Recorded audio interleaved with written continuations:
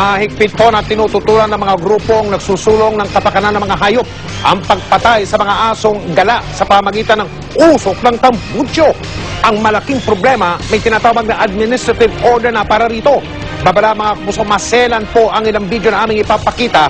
Nakatutok si Jay Taruk.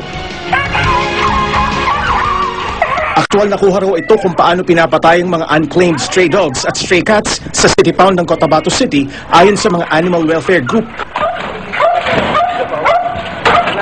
Ipapasok sila isa-isa sa isang maliit na saradong bakal na kulungan.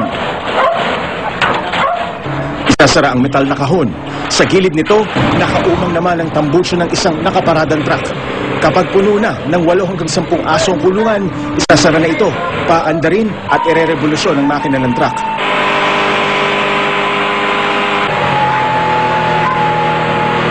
Makalipas ang 10 minuto, tambutso gassing method ang tawag sa paraang ito ng paglikida sa mga aso at pusang kalye na hinuhuli ng karamihan ng syudad sa buong bansa. Ginagawa ito kapag hindi na hinahanap ng may-ari ang kanilang mga alaga para hindi na raw dumami pa sa pangangalaga ng bawat city pound sa bansa. Ito ay isang napakamalupit at inhumane na method.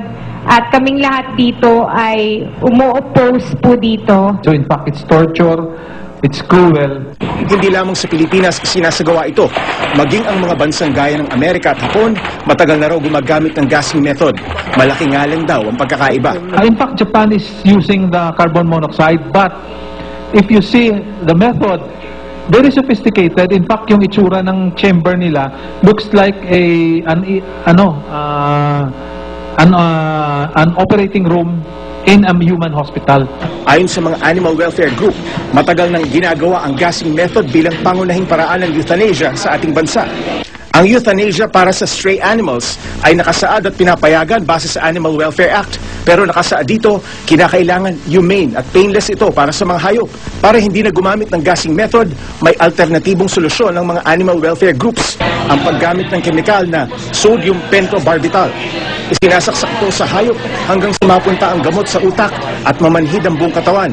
Tapos, hihimbing sa pagtulog hanggang sa huminto na ang pagtibok ng kanyang puso. Ang problema, mula sa kasalukuyang 5 piso kada aso na ginagasta ngayon sa tambutso gassing, papalo ng 150 pesos ang kailangang ilaan na budget kada aso para sa sodium pentobarbital. I don't think cost is what's important here. It's reaching out to your feelings, reaching out to people who say, oh my God, this is so cruel. How can you do something like this?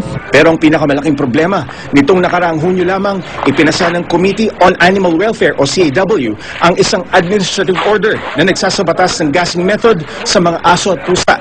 Isa sa mga miyembro ng CAW at lumagda sa administrative order ay ang Department of Agriculture.